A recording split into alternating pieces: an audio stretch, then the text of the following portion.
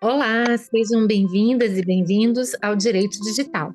Esse é um podcast apresentado por mim, Ana Frazão, professora de Direito Comercial e Econômico da Universidade de Brasília, e por Caitlin Mulholland, professora de Direito Civil da PUC do Rio de Janeiro.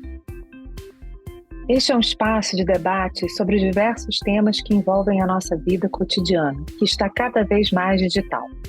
Vocês podem ouvir nossos episódios nas plataformas de streaming ou no site www.podcastdireitodigital.com.br. Nesse episódio, vamos falar sobre o lobby das plataformas de redes sociais contra o PL das fake news. Há pelo menos 3 anos, os congressistas brasileiros tentam aprovar o chamado PL das fake news, uma proposta legislativa que atribui responsabilidades e cria uma regulação para as plataformas de redes sociais. Depois de graves episódios de violência em escolas, que foram planejados e reproduzidos no Twitter e TikTok, as autoridades tentaram acelerar as discussões e aprovar a medida. Mesmo com um esforço que uniu os poderes legislativo, executivo e judiciário, houve uma resistência de parlamentares de extrema-direita e um lobby ostensivo das plataformas de redes sociais que atacavam o projeto, espalhando desinformações, acusando o PL de cercear a liberdade de expressão e sugerindo que as pessoas seriam presas caso o projeto fosse aprovado. O Google, por exemplo, colocou em sua home um link de campanha contrária à proposta da regulamentação das fake news, intitulado, aspas, o PL das fake news pode aumentar a confusão sobre o que é verdade ou mentira no Brasil, fecha aspas. O link direciona para um artigo assinado por Marcelo Lacerda, diretor de Relações Governamentais e Políticas Públicas da empresa no Brasil. O Telegram, por sua vez, promoveu disparos em massa dentro da plataforma com ataques ao projeto de lei das fake news, apelando para a desinformação ao apontar que a regulação das redes sociais implicaria em censura do governo. Uma semana antes, a plataforma saiu do ar por 2 dias após proteger usuários que disseminam conteúdo nazista. Inicialmente, a plataforma afirmou que a democracia está sob ataque no Brasil, entre aspas, em razão do projeto de lei 2630 de 2023. Em seguida, ela expõe suas razões.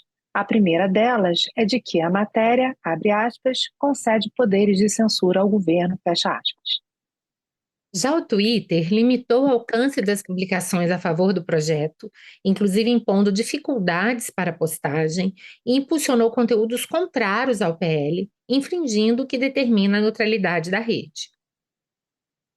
Uma pesquisa da Universidade Federal do Rio de Janeiro, o UFRJ, revelou a campanha massiva para influenciar a opinião pública vinda das empresas Google, Meta, que administra o Facebook, e Spotify, contra a proposta.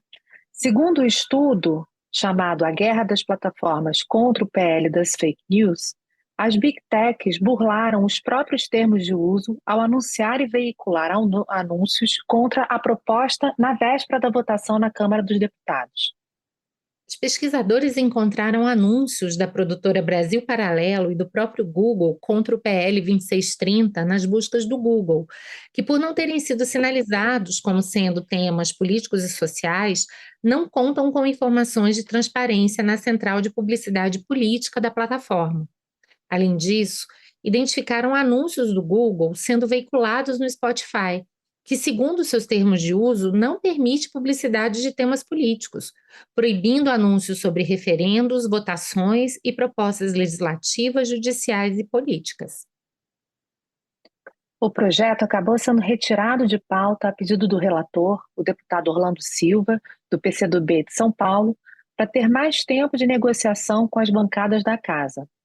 O presidente da Câmara, Arthur Lira, disse que as Big Techs fizeram, abre aspas, o horror, fecha aspas, com a Câmara e operaram para, abre aspas, colocar o Congresso de joelhos, fecha aspas, na tentativa bem-sucedida de segurar a votação. Disse Lira, é como se tivessem impedido o funcionamento de um poder. A deputada da União Europeia, Arma Cavazzini, do Partido Verde da Alemanha, que participou ativamente da negociação da nova regulação da internet no bloco europeu, a Lei de Serviços Digitais, esteve no Brasil uma semana após a retirada de pauta do PL e mostrou-se espantada com a intensidade do lobby das plataformas de internet contra a regulação discutida por meio do chamado PL das fake news.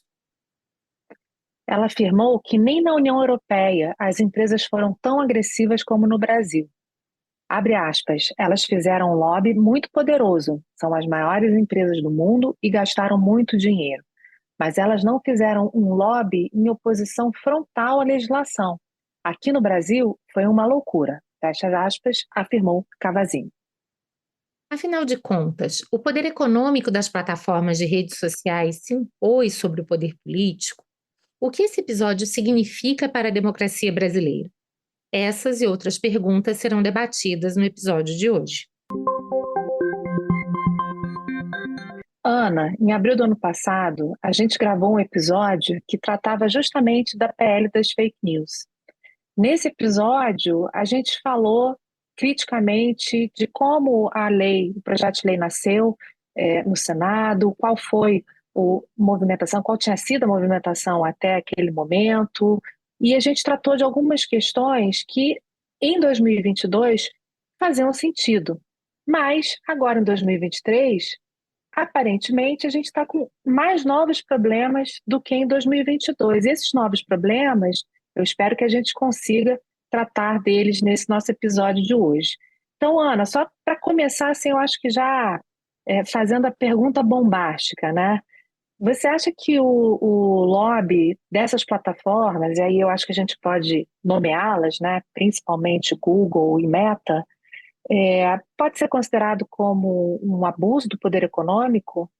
E, em sendo, né, se a gente puder considerar dessa forma, quais seriam as ferramentas que o Estado brasileiro poderia dispor para, eventualmente, sancionar ou punir a conduta dessas grandes empresas de tecnologia? Caitlin, eu acho que essa pergunta ela pode ser desdobrada em duas frentes. Há muito que se estuda o poderoso lobby que é feito pelas big techs, a ponto de ser provavelmente o lobby mais poderoso e provavelmente aquele que demanda o maior gasto de dinheiro, exatamente para que a regulação, o judiciário, o legislativo, de certa forma, não se posicionem contra os interesses dessas big techs. O lobby, todos nós sabemos, em princípio é uma atividade legítima. É legítimo e até esperado em uma sociedade democrática que agentes interessados possam veicular os seus interesses, possam demonstrar os seus pontos de vista perante o legislativo, perante o judiciário. A questão não é essa. Quando a gente fala de lobby complicado ou de um lobby já abusivo, um lobby que distorce o jogo democrático, é porque a gente está falando normalmente de dois aspectos. O primeiro aspecto é o aspecto de um lobby que privilegia apenas a posição de determinados atores e, obviamente, não possibilita que participe do jogo democrático outros setores e outras posições. Então, a grande preocupação do lobby não é o lobby em si, mas como ele é exercido e como ele pode distorcer o jogo democrático ao inviabilizar o acesso de todos aqueles que têm interesse em se manifestar sobre o próprio tema. E há um outro ponto também fundamental, que é a transparência. Ou seja, ninguém questiona que as plataformas, elas podem e devem, se assim desejarem, expor seus pontos de vista. A questão é que tem que ficar muito claro que ali é uma manifestação delas, é a posição das plataformas a respeito do PL. E o que aconteceu ao longo dos últimos tempos não foi isso. Quer dizer, elas começaram a se utilizar de uma série de estratégias para manipular a opinião pública, supostamente fazendo lobby, mas travestido de notícia, de forma que o cidadão comum, ao receber aquelas informações, seja pelos disparos do Telegram, como você mencionou, seja ao abrir as plataformas e receber uma série de conteúdos, ele não teria condições de saber a prioristicamente se aquilo era uma notícia desinteressada ou se, pelo contrário, era uma opinião interessada e, portanto, já era o exercício do próprio lobby. Há um outro ponto que eu também considero fundamental desse debate, é que o lobby, a rigor, é exatamente a tentativa de influenciar o poder político, no caso, o Congresso, o regulador. Mas vejam que esses episódios recentes, eles mostraram que, para além dessa influência direta, as big techs, elas conseguem interferir no poder político diretamente por meio da manipulação da opinião pública. Ou seja, ao contrário do lobby tradicional, que é realizado junto às autoridades públicas, aqui nós tivemos uma outra forma de manifestação de poder que procurou exatamente corromper ou distorcer o fluxo informacional, a fim de convencer as pessoas de que, de fato, o PL era o que, na verdade, ele não seria, a fim de imputar ao PL uma série de consequências negativas, o PL da censura e tantos outros aspectos que, no mínimo, mostravam a visão extremamente distorcida, uma visão enviesada e uma visão muito superficial daquele PL, sem qualquer espaço para uma diversidade de opiniões. Sob esse sentido, Caitlin, me parece que sim, nós podemos cogitar de abuso de poder econômico, até porque há muito tempo, mesmo na literatura antitruste, a gente já entendeu que as fronteiras entre poder econômico e poder político, elas são muito tênues. E que, portanto, o poder econômico não pode mais ser visto apenas como a capacidade de aumentar preço, que seria, portanto, aquela visão mais tradicional de poder econômico vinculada à economia neoclássica, à escola de Chicago e etc. As big techs nos mostraram que o poder econômico é aquilo que nós já discutimos em outros episódios, né? Como o poder é uma energia, esse poder econômico, ele facilmente se converte em poder político e poder informacional.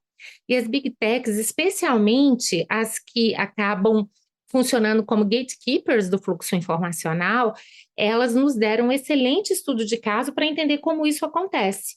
Como, a partir do poder econômico, elas conseguem manipular a opinião pública, ou seja, elas exercem poder informacional e, consequentemente, isso também se transforma num poder político. Portanto, eu parto da premissa de que sim, o próprio direito antitruste já teria instrumentos para coibir isso, mas não só. A gente poderia cogitar até mesmo do direito do consumidor. E não é sem razão que Senacom, o Ministério Público, diversos outros agentes do Estado também entraram nesse debate para mostrar que, dependendo da forma como esse fluxo informacional estaria sendo exercido ou controlado por essas big techs, na verdade, elas estariam violando uma série de obrigações informacionais, de transparência, de acuidade e uma série de outros cuidados que elas precisam ter diante dos seus usuários consumidores. Fato é que isso mostrou claramente o quanto essas plataformas não são neutras em relação a conteúdos, o quanto que o poder que elas têm de filtrar, selecionar, ranquear conteúdos, decidir o que cada um vai receber, ou eventualmente até travestir de informação ou notícia jornalística, o que na verdade é uma opinião pessoal enviesada delas, o quanto isso pode acontecer. E, de fato, é muito interessante a gente ter trazido aqui na introdução do episódio o comentário, né, de uma parlamentar europeia, ao dizer o quanto ela se surpreendeu com o que aconteceu no Brasil, porque até eu não imaginei que as plataformas pudessem agir de uma forma tão explícita. Até então eu partia da premissa de que elas gostariam de exercer esse poder de uma maneira mais sutil, até para não deixar tanta prova, tanto rastro. Mas aqui elas entraram de uma maneira bastante enfática, o que mostra o que elas são capazes, mostra efetivamente o quanto de poder elas titularizam e mostra efetivamente que elas estão dispostas a exercer esse poder sempre que os seus interesses são contrariados.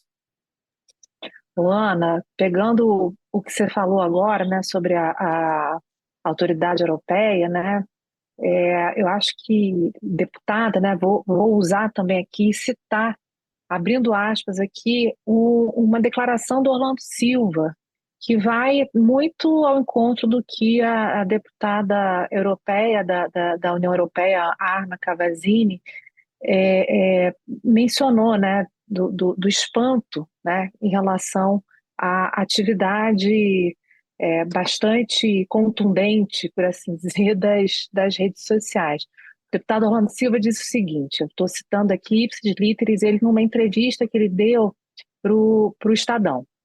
Eles usam a força econômica e a presença no mercado para distorcer o debate político. Essas empresas estão em um trabalho de sabotagem, tentando articular uma resistência, custe o que custar. Eles não estão economizando, estão usando o poder econômico. A estrutura pública estão constrangendo influenciadores. Eu tenho notícias de influenciadores que estão sendo constrangidos a se posicionar publicamente sobre o projeto.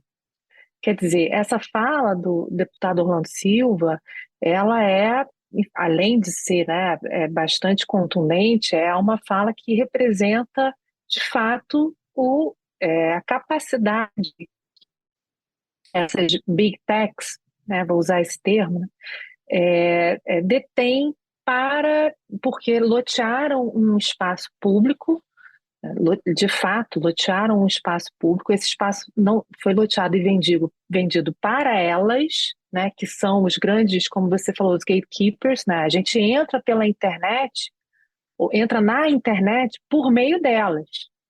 Né? Então, houve um loteamento desse espaço público, esse espaço público foi vendido. Com isso, e aí eu vou usar um termo que é usado pela professora Luna Barroso, ela usa esse termo que eu acho bem interessante no livro dela sobre liberdade de expressão, ela fala sobre deterioração do debate público, que é justamente isso que acaba acontecendo, né, quando a gente se depara com esse exercício gigantesco de um poderio econômico barra político que acaba levando ao enfraquecimento do próprio debate público, da própria capacidade das pessoas de conversarem, debaterem, discutirem, chegarem a consensos, né? Então, enfim, só fazendo também um pequeno adendo, né? Porque eu acho que o debate sobre poder econômico, sobre abuso do poder econômico, tal, passa muito também pelo fato de que existe essa alcunha que foi dada para o projeto de lei 2630 de PL das fake news. Só que a gente tem que lembrar que esse projeto de lei, o nome do projeto de lei é Lei da Liberdade, Responsabilidade e Transparência na Internet. Não tem nada a ver com fake news. Fake news, na realidade, enfim, a proposta ela transcende, né, a questão das fake news. Né? Prevê outras medidas. E eu acho que essa apropriação desse discurso, né, do PL das fake news acaba induzindo as pessoas que são influenciadas por essas redes sociais a perceberem esse projeto de lei como algo que traria prejuízos para a própria democracia do nosso país. Então, veja, né? Aquele que tem a capacidade de influenciar o discurso é aquele que se beneficia dessa distorção também. E é muito interessante você ter mencionado a verdadeira razão desse projeto de lei, não é, Caitlin? A gente teve a oportunidade de discutir isso no episódio que você já mencionou, para deixar claro ali que, em primeiro lugar, as plataformas já fazem esse controle de conteúdo, elas já fazem mais do que o que nós chamamos de moderação. Elas decidem o que cada um vai receber. E decidir que conteúdo cada qual vai receber é muito mais importante, propriamente, nos tempos atuais, do que saber quem está mentindo ou não. Ou seja, se tem gente que está produzindo desinformação, mas aqueles conteúdos não são amplificados, não são divulgados, isso é uma situação. Outra situação é quando esses conteúdos são divulgados com a ajuda das plataformas. Outra situação é quando esses conteúdos são pagos. Outra situação é quando são as próprias plataformas que estão divulgando esses conteúdos enganosos, como a gente acabou de ver. Então, a rigor, alguns autores, o Eugênio Butti, por exemplo, dentre vários outros, né, ele já tem dito, olha, a censura ela já existe, a diferença é que hoje a censura é privada, são as plataformas que decidem que discursos vão ser priorizados ou que discursos serão silenciados ou escondidos, por assim dizer, nesse mundo digital. De maneira que um PL como esse, ele procura, na verdade, regular a arquitetura, obrigar as plataformas a determinadas obrigações de transparência, inclusive para possibilitar que os usuários entendam quando um conteúdo é pago ou não, quando um conteúdo vem de uma conta automatizada ou não. Porque hoje esse debate público, ele está se tornando cada vez mais disfuncional, ele está se tornando cada vez mais artificial, e as pessoas não têm a consciência de tudo que acontece, para que elas estejam recebendo um determinado feed de notícias com determinados conteúdos ou não, porque que elas recebem determinados disparos em massa ou não. E veja o aspecto interessante, né? Você acabou de citar mais uma declaração do Orlando Silva, mas vejam que o próprio Arthur Lira, vários políticos bastante engajados e não necessariamente simpatizantes do projeto, pelo menos na sua integralidade, eles reconheceram que as plataformas quiseram deixar o Estado brasileiro de joelhos. Isso retoma muitas discussões de que essas plataformas são, na verdade, o que alguns chamariam de net states, né? Ou seja, elas teriam poderes semelhantes aos dos estados, ou sob algumas perspectivas até maiores do que os próprios estados. A gente já teve a oportunidade de mostrar que há vários estudos segundo os quais essas plataformas são hoje não só os agentes econômicos mais importantes do nosso tempo, mas também os agentes políticos mais importantes do nosso tempo. Então, sem dúvida nenhuma, que esse foi um estudo de caso extremamente importante para que a gente possa refletir sobre o exercício desse poder informacional. E, ao meu ver, essa oportunidade não pode ser desperdiçada, porque agora a gente entendeu claramente, até quem estava com uma certa dificuldade, do que pode acontecer ou não. É claro que a gente também não sabe, não é, Caitlin, o que vai acontecer.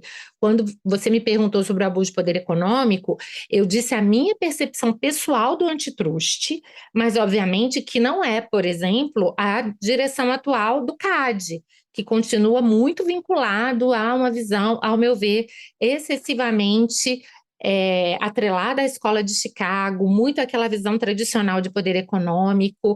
Então, não acho que é possível, mas não acho que seja algo provável de acontecer no atual cenário. Mas achei interessante que, pelo menos, a Senacom e uma série de autoridades vinculadas aos instrumentos de defesa dos próprios consumidores, eles não só se manifestaram, como procuraram tomar providências desde já, não é, Kate? E um ponto interessante sobre o qual eu queria te ouvir era a questão também da democracia, né? Ou seja, quais são os riscos realmente de uma atuação tão ostensiva para a democracia brasileira? Bom, Ana, a gente tem conversado tanto sobre tecnologia e democracia, né? Acho que em todos os episódios do nosso podcast, a gente, de alguma forma, trata do tema democracia. Bom, se a gente considerar que a gente está diante de um projeto de lei que trata de liberdade, responsabilidade e transparência na internet, a gente já vai perceber pela própria nomenclatura do projeto que o que se pretende com essa lei não é aquilo que está sendo propagandeado como censura, né? A instalação da censura e de um regime autoritário, autocrata no nosso país. Não tem nada a ver com isso. Muito pelo contrário, tem a ver com um projeto de lei que tem a pretensão de equilibrar, de um lado, o desenvolvimento tecnológico e a permitir que a população do Brasil tenha um acesso de qualidade à internet, e, de outro lado, a proteção dos direitos fundamentais e do Estado Democrático de Direito. Toda lei tem que buscar, de alguma forma, equilíbrio, né? O processo legislativo ele já parte desse pressuposto, não é verdade? São forças em debate, inclusive ideologias e tendências políticas que podem ser absolutamente descoladas ou absolutamente contrárias umas das outras, mas que numa conversa, no âmbito, né, de um processo legislativo, podem chegar a conclusões muito semelhantes. Haja visto, a gente tem aí dois, né, grandes exemplos do Arthur Lira e do Orlando Silva, que, obviamente, partem, né, de fundamentos, né, políticos diversos, mas que, ao fim e ao cabo, no que diz respeito a esse projeto de lei, entendem, pelo menos em relação à sua oportunidade, entendem que ela é relevante e entendem também que de fato, principalmente o Google e a Meta, mas também, importantíssimo, né, o Twitter e o Telegram, que existe, de fato, ali uma tentativa muito firme de boicotar a lei, né? Então, veja, a gente, se a gente pegar, né, não o fundamento, né, mas se a gente olhar para a estrutura da lei, né, do projeto como está apresentado hoje, né, para além da história da fake news, que é um pontinho só, né, ou seja, fake news se refere basicamente à disseminação de conteúdo falso. E aí existem uma série de critérios que o projeto de lei estabelece para identificar como que ou como que uma plataforma poderia identificar rapidamente esse conteúdo falso. Existem uma série de critérios. Não é algo que é absolutamente que surge do éter. São critérios que estão previstos na lei. Mas, para além dessa questão da disseminação de conteúdo falso, a proposta de lei ela traz uma série de outras medidas. Por exemplo, uma das medidas que é de extrema relevância e que está diretamente ligada à, à tutela dos direitos fundamentais e do Estado Democrático de Direito é a que diz respeito à tomada de determinadas medidas por parte das plataformas. Então, as plataformas elas têm que atuar de forma ativa para mitigar riscos que são associados às atividades por elas desenvolvidas. Riscos que são, alguns deles, considerados como riscos sistêmicos. Ou seja, e esse termo, inclusive, está no projeto de lei, que são riscos associados ao sistema, né, ao arcabouço em que aquela determinada tecnologia ou para a qual aquela determinada tecnologia se desenvolve, né? Assim como o projeto de lei tem a pretensão de trazer limites para a moderação de conteúdo, questões relacionadas à remuneração de conteúdo jornalístico, questões relacionadas, por exemplo, também, né, a responsabilidades, também a imunidades, enfim, a Constituição.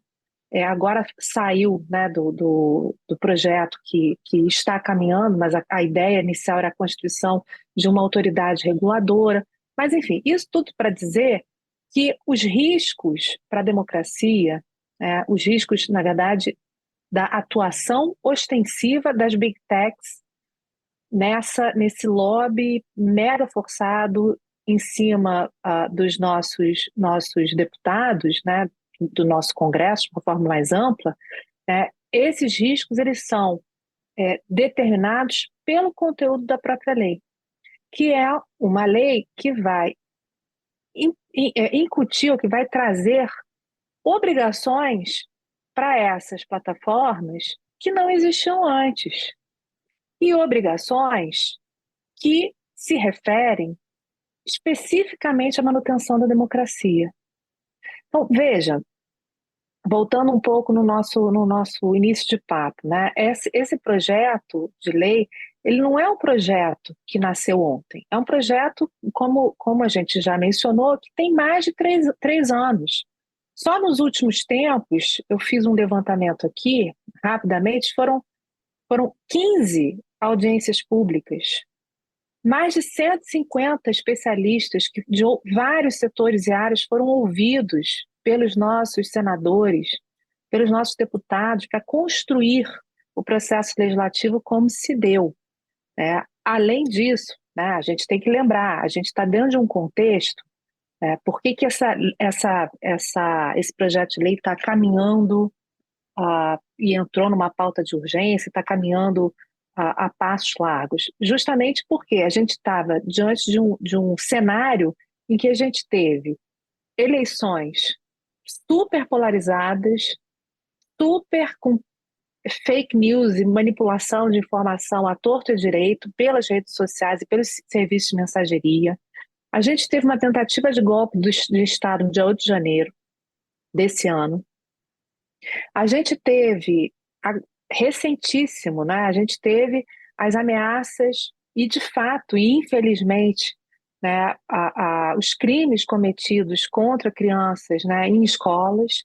Então, e todos esses fatores foram impulsionados pela utilização de plataformas de redes sociais. Sim. Foram influenciados diretamente. Então, essa necessidade, né, existe essa necessidade de imposição de responsabilidade. Tem que se responsabilizar, justamente para garantir, obviamente, não só a liberdade de expressão, que essa vai continuar sendo garantida, né? Claro. Inclusive na sua dimensão coletiva, no sentido de informar, né, de trazer, de permitir o acesso à informação, né? Mas tem que se equilibrar, né? Ou ganham, é o win-win, ganha um, ganha outro, né? Não dá para ser algo. É muito interessante você ter mencionado a questão da liberdade de expressão, Caitlin, porque há alguns pontos aqui que precisam ser mencionados, né, ser destacados. Primeiro deles, essa liberdade, ela não é absoluta, ela tem Uhum, limites. E, obviamente, com desses limites, você não pode incitar a prática de crimes, você não pode publicar conteúdos ilícitos. Eu cheguei a ver uma das versões do PL, por exemplo, que quando eles estão fixando obrigações mais rigorosas das plataformas em relação ao controle de conteúdos, eles estão falando de controle de conteúdos criminosos. Ou seja, não estamos falando sim, aqui de conteúdos em relação aos quais pode haver uma dúvida razoável sobre a licitude e ilicitude, porque isso pode haver, e de fato não é o objetivo dessa regulação chegar a esse grau de poder, mas é pelo menos evitar aqueles conteúdos que claramente são ilícitos e são criminosos. E mais do que isso, a nossa Constituição veda o anonimato. Então, um problema que a gente tem visto sim, da disfuncionalidade do fluxo informacional é isso, né? É uma série de atores políticos que, na verdade, são bots, são contas inautênticas, é a indústria de desinformação que se propaga por uma série de robôs, mas que, obviamente, que sem transparência, os próprios cidadãos não têm ideia do que está acontecendo. É muito interessante você ter uhum, feito todo esse apanhado aí de questões recentes que mostram quanto seria necessária essa regulação. Mas vamos pensar que, do ponto de vista dos riscos à democracia, há muito tempo nós já estamos diante de riscos muito intensos.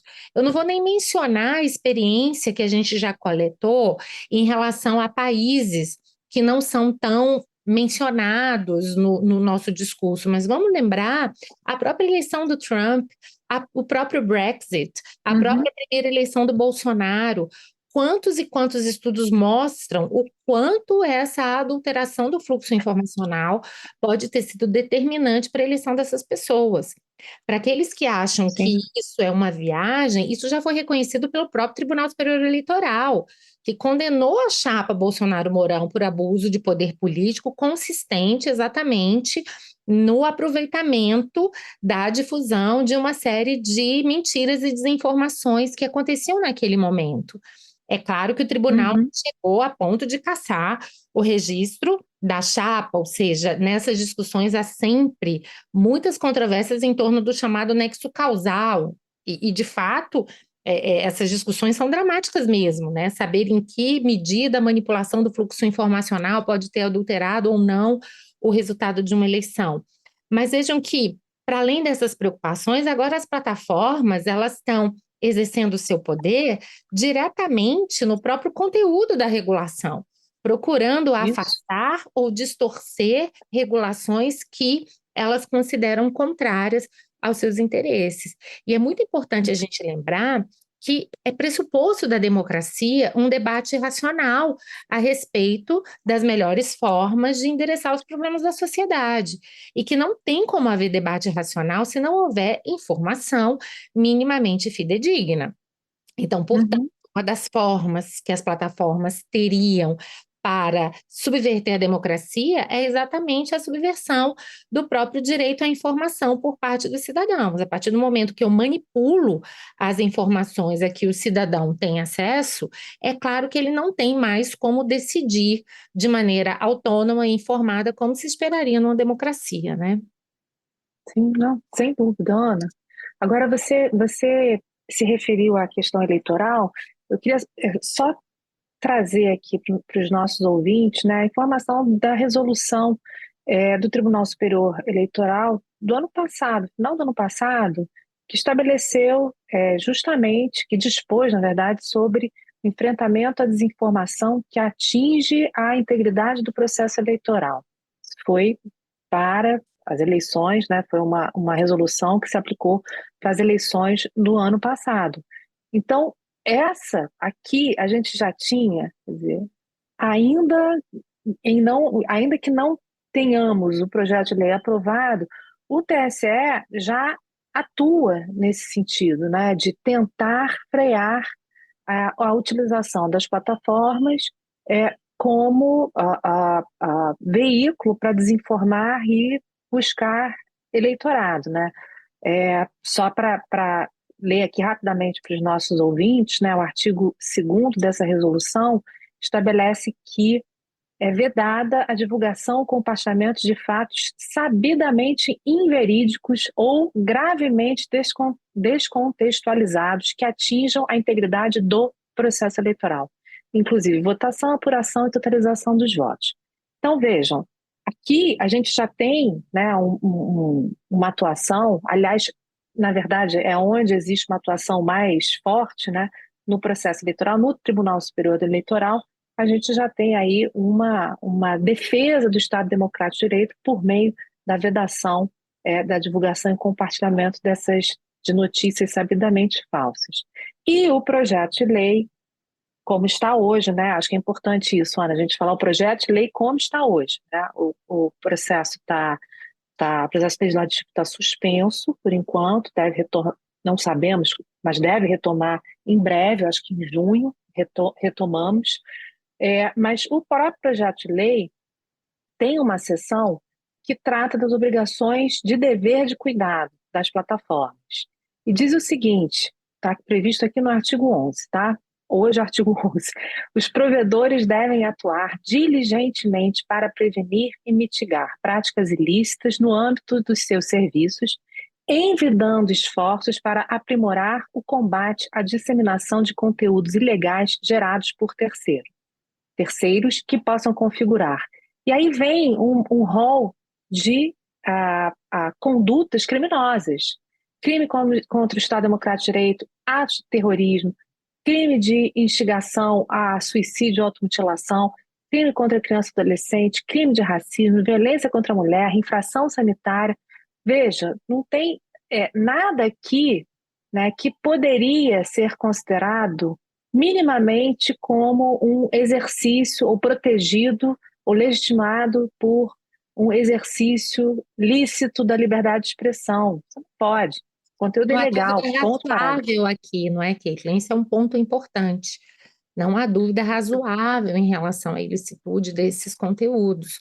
Quando houver, aí a gente pode estar diante de uma outra situação. E eu também me preocupo muito com a liberdade de expressão e acho que, diante de dúvida razoável, não se pode exigir das plataformas nenhuma conduta proativa para Uhum. remover conteúdos, excluir. Eu acho que a própria delimitação do dever de cuidado também precisa estar atenta a esse parâmetro. Agora, diante de condutas criminosas, como você mesma disse, né, diante de conteúdos em relação aos quais não há maiores questionamentos sobre a sua ilicitude, dizer que as plataformas nada devem fazer e que qualquer iniciativa regulatória que lhes atribua uma responsabilidade, um controle, um dever de cuidado é censura, eu acho que é um argumento É, improcedente, quando não um argumento que resvala no cinismo. cinismo absoluto, né? Absoluto. Agora, Ana, considerando tudo, né?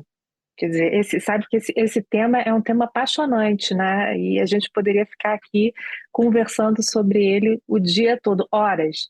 Mas para a gente seguir um pouco, né, a nossa conversa, vamos supor que o processo legislativo continue agora em junho, né? Retorne em junho, com a proposta tal como formulada agora em maio. O que significaria do ponto de vista político, social? Qual seria o custo político-social de uma aprovação ou de uma não aprovação da proposta? É, Você vê que se existe uma questão para além da econômica, você acha que a gente pode pensar numa questão ideológica? O que que pode estar por trás aqui? Obviamente não estou querendo que você cumpra o papel de pitonisa, mas o que que você acha que poderia estar por trás do interesse dessas plataformas pela não aprovação do projeto? Bom, vamos começar então com a primeira questão, o custo político e social da aprovação e da não aprovação. Eu considero que uma regulação do fluxo informacional dessas plataformas é fundamental, não apenas para a democracia, mas para uma vida social com um mínimo de coesão, para que as pessoas entendam e possam ter acesso aos mesmos fatos, para que elas possam ter acesso à diversidade e, a partir daí, terem os incentivos para cooperar ou mesmo para divergir de maneira respeitosa, porque é assim que funciona uma democracia e uma organização social complexa. O que não quer dizer que qualquer regulação vale, o que não quer dizer que possa haver excessos, mas a gente está partindo da premissa de que uma regulação de estrutura, de arquitetura, uma regulação preventiva, né, uma regulação ex ante, que não está preocupada só em controlar conteúdos ex post, mas que está preocupada, sobretudo, em criar incentivos anteriores para que se melhore a qualidade do fluxo informacional e para que se evite essas situações de divulgação de conteúdos ilícitos, desinformação clara, essa indústria da desinformação a que já vimos. Então, eu vejo com bons olhos isso. E, a contrário senso, claro, me parece, Caitlin, que a ausência de uma regulação e, portanto, a manutenção do status quo, ela cria um risco muito grande para a democracia, para a ciência, para a coesão social e me parece que para uma série de pilares de uma vida boa e minimamente estável de uma sociedade complexa. Então, para mim, esse custo social e político ele é muito alto. Vejam, é, falamos no início do nosso episódio que há ferramentas para minimamente tentar resolver casos extremos. Nós temos um direito antitruste, nós temos um direito do consumidor, mas essas áreas sozinhas, ao meu ver, elas não dão conta da complexidade disso, porque elas são normalmente áreas reativas. Elas são áreas que estão lidando com danos já ocorridos e que muitas vezes são irreversíveis. E, na verdade, a gente precisa exatamente de uma regulação ex ante, como se diz, para tentar prevenir esses danos, até porque se estamos falando de riscos à democracia, muitos desses danos são irreversíveis ou de difícil reversibilidade. E por que, então, as plataformas, é o que você fala, a questão econômica ou ela é ideológica? Claro que não é uma questão simples. Certamente ela é econômica, na medida em que nenhum agente econômico gosta de ser regulado. Então, quanto maior a sua Sim. liberdade, melhor para ele.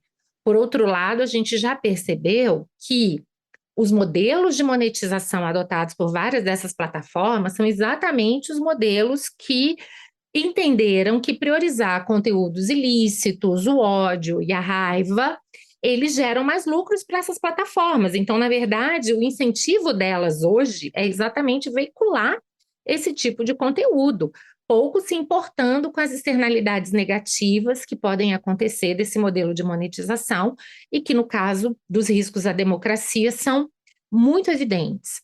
É claro que pode haver também uma questão ideológica, porque uma regulação como essa é complexa. Há questões de liberdade de expressão que são de fato legítimas. O problema é que, ao meu ver, está havendo uma espécie de uma overreaction, por assim dizer, né, por parte das plataformas. Muitas vezes o discurso da liberdade de expressão ele tem sido utilizado de maneira indevida.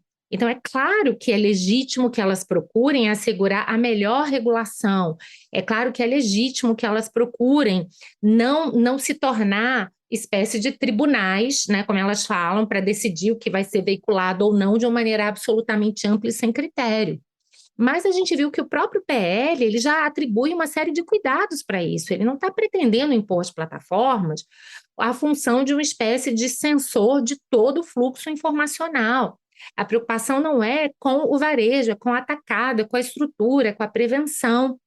Então, isso me preocupa um pouco, né? É claro que quando a gente vai analisar as estratégias da extrema-direita, as estratégias de grandes agentes econômicos, A gente pode até imaginar que, bom, é às vezes uma questão realmente de opção política, você ser contra totalmente aquela regulação, porque aí qualquer avanço já é considerado, né? Porque se elas já concordam com alguns desses pontos, então a tendência é de uma regulação mais invasiva. Então, às vezes, você tem uma espécie de reação contrária, mas que coloca tudo num bolo de discussão que não separa as nuances do que é bom e do que é prejudicial desse tipo de regulação.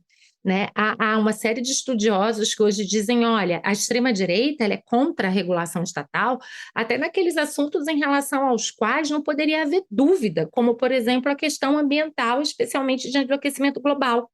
E que ela faz isso em razão de uma postura ideológica, porque ela diz: olha, a partir do momento que eu abro uma porta para a regulação de um tema, eu não sei o quanto aquela porta pode ficar aberta para que outros temas entrem. Então, é melhor uma espécie de estratégia de bloco, de ser contra qualquer tipo de regulação. E eu acho que essa ideologia dos livres mercados, uma ideia de que, bom, tudo pode ser resolvido sem a interferência estatal, que as falhas de governo são maiores que as falhas de mercado, também acabam tornando esse debate ideológico. Então, são várias nuances, eu acho que há questões e questões, mas o que eu poderia dizer é que há uma espécie de carga ideológica, ao meu ver, em todo esse debate. Em alguns temas mais, em outros temas menos.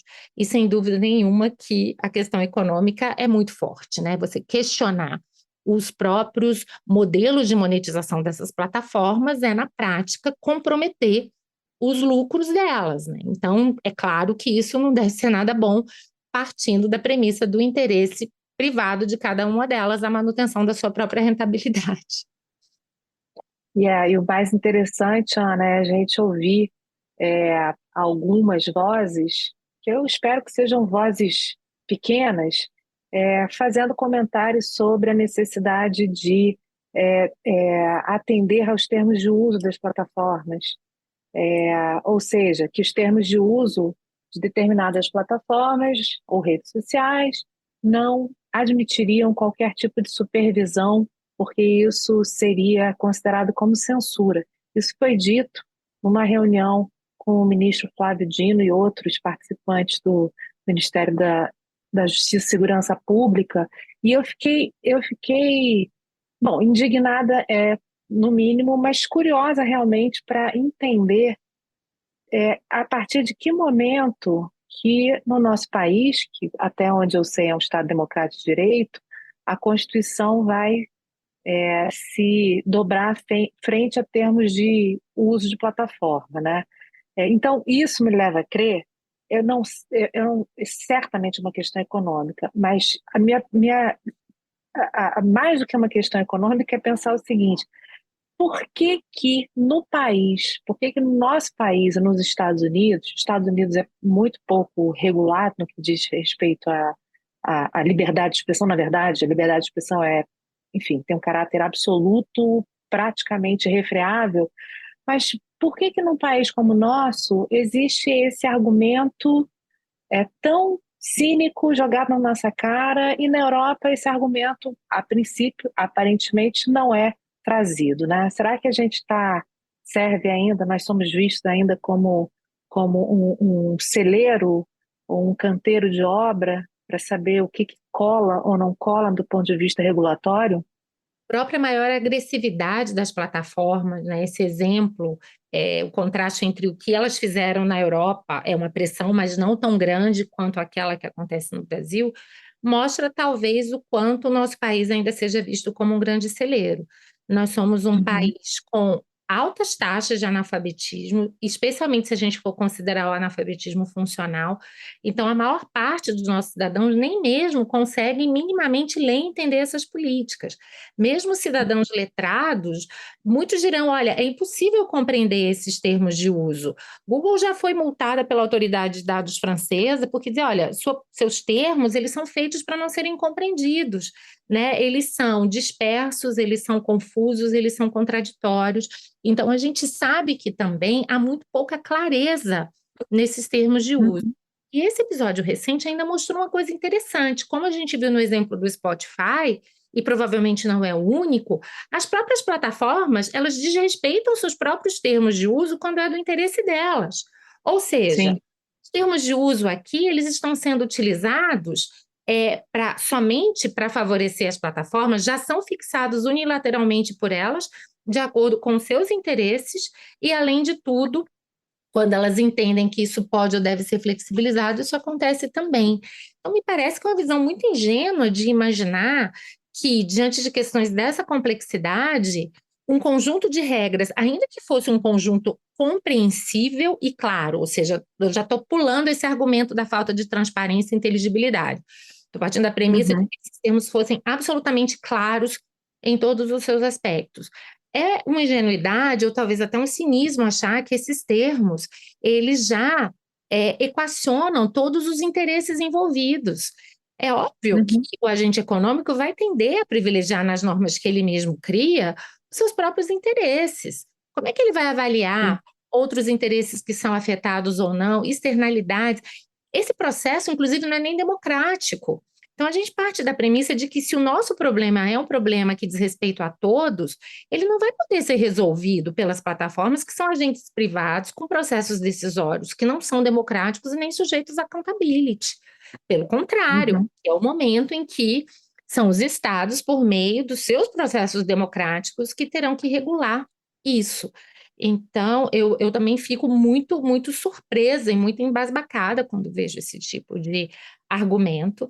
Eu não vou nem mencionar uma série de estudos mostrando, olha, o consumidor não é racional, o fato de que, em muitos casos, o consumidor não tem nem opção do ponto de vista competitivo, ele aceita esses Nenhum. termos de uso no esquema pegar ou largar. Eu preciso desse serviço, eu preciso estar conectado. Então, o que quer que a plataforma exija, eu vou aceitar, porque é aquele padrão take it or leave it, né? É pegar ou largar Uhum. mesmo. Então, não vou nem precisar Uhum. entrar nessas questões. Ainda que o cenário fosse muito mais favorável e não é ingênuo ou até mesmo cínico imaginar que assuntos dessa complexidade serão bem resolvidos com uma disciplina unilateral das plataformas que tende a levar em consideração apenas os seus próprios interesses. É simples assim. Sem dúvida. Sem dúvida. E no nosso país, principalmente, né, a gente já comentou sobre isso em outros episódios, a gente tem uma camada da população que é excluída do acesso digital e a que está incluída, na sua maioria, acessa a internet por meio de aplicativos dos provedores das grandes plataformas digitais. Por quê? Por conta da política de custo zero, que é uma política também, né, desenvolvida com interesse econômico entre as grandes, não precisa nem ser as grandes, né, mas todas as empresas de telecomunicação, celular e as grandes plataformas. Então, veja, se eu sou uma pessoa que tem um celular e eu preciso acessar a internet, por que eu vou pagar ou usar o meu plano de dados se eu posso acessar a internet gratuitamente, e aí o gratuitamente, várias aspas, né? Gratuitamente por meio do WhatsApp, ou por meio do Facebook, ou do Instagram, ou do Twitter. Eu posso navegar, né, eternamente pelo Instagram sem pagar um centavo do meu pacote de dados, porque existe essa política do zero rating. Então, é tudo muito embolado nisso, né, Ana? Quer dizer, não é só a questão do interesse econômico pelo interesse econômico. Eu vejo que é uma tentativa realmente de dominação do mercado de uma maneira que pode levar a, agora vou ser catastrófica, tá? Mas até a própria destruição da democracia, se ela não for regulada. Regular não é censurar. Regular é estabelecer limites, né? Limites que já estão sendo feitos, né? É, pelo CAD, né? O CAD abriu uma investigação. O É. que vai dar de abuso de posição dominante, da Google e da Meta. Senacom Eu não aposto é. muito nisso, até pelo perfil, né, de vários dos conselheiros do CAD que já se manifestaram anteriormente e se manifestam em várias palestras, mostrando ainda uma visão bastante tradicional do direito antitruste, tendo uma dificuldade muito grande de utilizar um instrumental antitruste para lidar com outras manifestações de poder econômico que não a tradicional, que é exatamente o caso de agora, né? Sim. Bom, e o Senacom também, né? O Senacom você já mencionou, né? Abriu um processo contra Google, Meta e Twitter e exigiu que emitisse, né? Que o Google emitisse uma contra-propaganda. Você mesmo mencionou no início da nossa conversa que o Google colocou ali um linkzinho, né? Dizendo por que que o PL 2630 é um PL que viola a liberdade, etc., né? Então, o Senacom estabeleceu ali a obrigação de realização de uma contrapropaganda. Então, veja, estamos atuando, né? Isso é Estamos atuando. suficiente? Pois é, e veja que coisa interessante, né? Que você lembrou essa questão do zero rating, mas ainda que ela não existisse, fato é que hoje, mesmo em países desenvolvidos, há um percentual cada vez maior de pessoas que obtêm todas as suas informações exclusivamente pela internet e redes sociais, né? A Sim, imprensa tradicional, todos nós sabemos, né, que aqueles que procuram ser informados se preocupam com a credibilidade da fonte, se preocupam com diversidade, tentam ler notícias de veículos confiáveis, mas com tendências e vieses distintos, exatamente para fazer as suas devidas considerações. Agora, num país como o nosso, isso daí, obviamente, é um cenário muito distante da maior parte da população. A maior parte da sem dúvida. população não tem nem mesmo os níveis básicos de cidadania digital para dizer, olha, quando eu faço uma pesquisa no Google, aquela ordem de resultados é escolhida pelo algoritmo do Google e não necessariamente vai refletir a prioridade dos conteúdos, o qual é o conteúdo que é melhor ou não.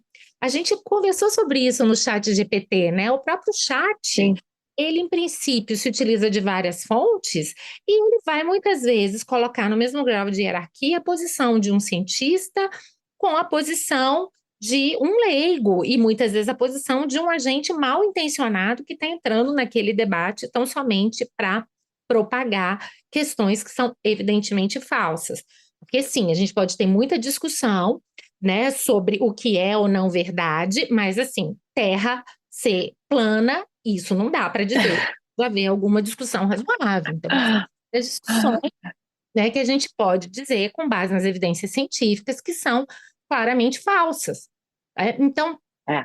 isso é muito, muito delicado, né? Quando a gente percebe um Twitter cujos algoritmos impulsionam ou privilegiam um determinado conteúdo, quando as próprias plataformas apresentam as suas tendências sem deixar claro para o usuário que aquilo é uma posição pessoal dela, sem equilibrar minimamente esse jogo democrático, sem mostrar qual é o outro lado, com esse déficit de cidadania digital, é muito fácil, ao meu ver, que se manipule a opinião desses eleitores, né? E como tudo Uhum. isso é personalizado, pode explorar, além de tudo, as vulnerabilidades, as fraquezas de cada um, esse potencial é enorme. A gente nem sabe quais as estratégias que podem ter sido aplicadas individualmente, né? A gente tenta pegar a estratégia no macro, resolver a estratégia no macro, mas fato é que as evidências são muito intensas, né, que nesse sentido.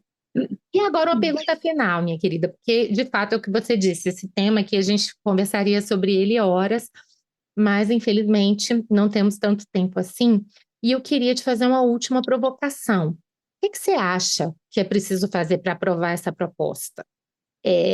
Alguma resposta para esse problema vem pelo legislativo ou judiciário? E aqui fazendo uma explicação para o nosso ouvinte, né? Vejam que quando empacou o projeto do PL das fake news, o Supremo já sinalizou que poderia julgar a ADIM contra o artigo 19 do Marco Civil da Internet, que obviamente não vai resolver Uhum. todo o problema, mas pelo menos romperia um paradigma fundamental para controle de conteúdo hoje, né? Prevalecendo o artigo 19, plataformas só retiram conteúdo ilícito, salvo nas exceções de nudez ou sexo, mediante ordem judicial. Como é que você tem visto Uhum. esse debate, Caitlin? Eu acho que esse assunto é onde a gente realmente identifica os checks and balances, né? Como é que funciona o equilíbrio entre os poderes. Você vê, Ana, o processo legislativo do PL, né? O PL das fake news, empacou, logo em seguida entrou na pauta de julgamento do STF a ação de direta de inconstitucionalidade que julgará, em breve, assim, espera-se, né, a inconstitucionalidade do artigo 19 do Marco Civil. E olha que interessante, a sessão estava marcada para o dia 17 de maio e não aconteceu. Então, a gente está num jogo interessante aqui entre legislativo e judiciário, para ver quem chega primeiro, de repente. Mas, enfim, brincadeiras à parte, nem é tão brincadeira assim, mas a gente tem, acho que a gente precisa de uma regulação pelo legislativo. Ponto. Se é esse projeto de lei, da forma como ele está escrito, não sabemos. Mas que é necessário se trazer, é, se determinar limites para a atuação desenfreada das plataformas de rede social, no que diz respeito, isso é importante ficar claro, no que diz respeito àquelas condutas que vão gerar riscos aos direitos fundamentais das pessoas e ao Estado Democrático de Direito. Ninguém aqui está advogando pela censura. Mais uma vez, a gente precisa deixar isso muito claro. Mas os limites para a atuação dessas plataformas têm que ser dados, porque a gente está tendo já demonstrações há muito tempo do malefício que o uso das plataformas de maneira ilícita, por meio de contas inautênticas, desinformação, a gente já está dando conta disso há muito tempo. Então tem que ter regulação, ponto. Se é essa ou se é outra, não importa. Regulação minimamente com critérios e limites, parâmetros para a atuação das plataformas. Agora, o judiciário já está se movimentando, né? O judiciário, seja, né, na ação direta de inconstitucionalidade do artigo 19 do Marco Civil, seja agora, né, com o judiciário e o executivo também, né, seja agora com as decisões que têm sido tomadas, algumas delas até um tanto quanto controvertidas, né?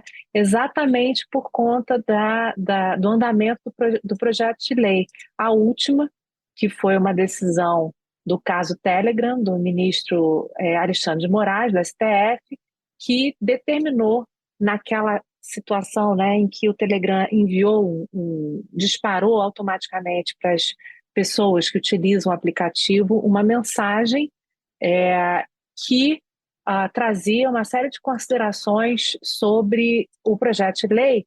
Só para relembrar aqui aos nossos ouvintes, eu vou só ler os trechos em destaque, tá? O Telegram, ele mandou essas mensagens pelo seu canal oficial e disse o seguinte: motivo do PL 2630 ser perigoso.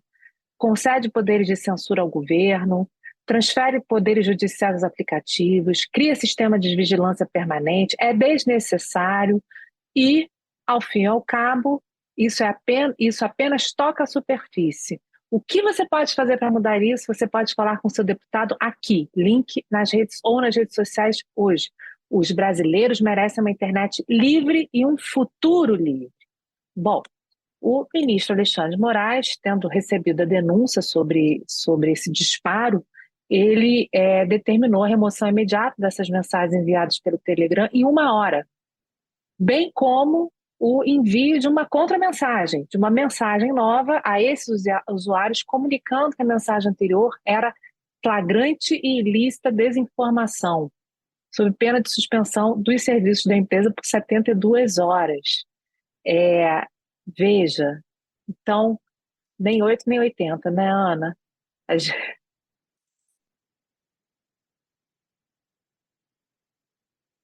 Exato, Caitlin, acho que também é um ponto fundamental nessa discussão. Em primeiro lugar, né, o judiciário agindo individualmente, isso pode gerar muita insegurança jurídica, mesmo esse julgamento do Supremo sobre o artigo 19, porque ele vai, na verdade, criar um dever geral de cuidado extremamente amplo, o que pode também gerar uma série de dificuldades práticas. Então, isso é interessante para dizer que, bom, essas iniciativas que já existem, como você mencionou, e mesmo um eventual julgamento do Supremo sobre a inconstitucionalidade desse artigo, elas não vão resolver o problema na sua integralidade e muito menos gerar segurança jurídica. Então, me parece que para as plataformas é muito mais favorável um cenário de uma boa regulação que diga claramente, que delimite, como você disse, olha, quais são os conteúdos que realmente são prioritários em termos do exercício do dever de cuidado, quais são as suas obrigações de transparência, ou seja, com essa regulação, se bem feita, elas terão realmente parâmetros mais consistentes e objetivos para orientarem suas condutas. Sem essa regulação, na verdade, elas vão ficar sujeitas a uma discricionariedade judicial extremamente ampla, o que também não será bom para elas, né? Então, o fato é que, como você disse, se o próprio judiciário está vendo que o que existe na atualidade não está resolvendo, se ele próprio judiciário está tentando, com base em dever geral de cuidado, com a defesa do consumidor, Estatuto da Criança e do Adolescente, construir situações, as plataformas teriam que pensar se em que medida uma regulação atenta e precisa, de fato, não seria um cenário bem melhor, inclusive do ponto de vista de segurança jurídica, do que apenas ficar à mercê do judiciário. Ou seja, Ana, regular para trazer liberdade. Exato, para trazer liberdade, para trazer também previsibilidade e para cumprir aquela que é a função de toda a regulação jurídica, que é a composição dos diversos interesses em conflito. Ninguém está querendo acabar com as plataformas, ninguém está querendo abrir mão de tantas funcionalidades e benefícios. A gente simplesmente está querendo encontrar um equilíbrio entre esses benefícios e se evitar riscos indesejáveis, externalidades negativas que são inaceitáveis, ainda mais quando comprometem a democracia. Eu acho que não é pedir muito, eu acho que uma boa regulação, e o projeto tem muitos aspectos positivos nesse sentido, e procurando, inclusive, conciliar os interesses das plataformas, não impor a elas obrigações que sejam excessivas, que sejam totalmente disfuncionais, que comprometam por completo a sua atuação. Não, é realmente uma proposta de conciliação e harmonização desses conflitos. Por isso que eu acho que, sob vários aspectos, esse debate não está sendo suficientemente honesto, e que talvez fosse muito mais inteligente para elas que entrassem no mérito da regulação, e aí sim, para construir as soluções mais adequadas, do que simplesmente taxar o projeto, né, como um projeto de censura, ver a regulação como sendo algo sempre ilícito, disfuncional, contrário à liberdade de expressão. Esses extremismos, né, é muito interessante que as plataformas, sob vários aspectos, elas assumem essa polarização que elas mesmas ajudaram a criar no debate público, né? E a gente sabe que isso. Ela é repleta de nuances. Então, a gente não pode, não é assim, ou regula tudo, ou não regula nada, ou é liberdade de expressão, ou é censura. Não, existem diversas soluções intermediárias, e é por isso que é importante que as pessoas participem desse debate um pouco mais desarmadas, baseadas realmente em evidências, deixando de lado informações falsas, mentiras e o debate ideológico, ou pelo menos excessivamente ideológico, né, Kate? Bom, depois de tudo isso, eu vou só concordar com a Ana, assinar embaixo e agradecer todo mundo por ter escutado a gente durante esse tempinho. Esse tema, de fato, é apaixonante e eu não tenho a menor dúvida de que, em breve, a gente deve voltar a ele de novo, com outras soluções, outras questões que vão surgindo pelo caminho. Muito obrigada por ouvir o Direito Digital. Compartilhe esse episódio com seus amigos e familiares no WhatsApp, Facebook e Instagram. Vocês também podem ouvir nossos episódios nas plataformas de streaming ou no site www.podcastdireitodigital.com.br. Até já! Até já!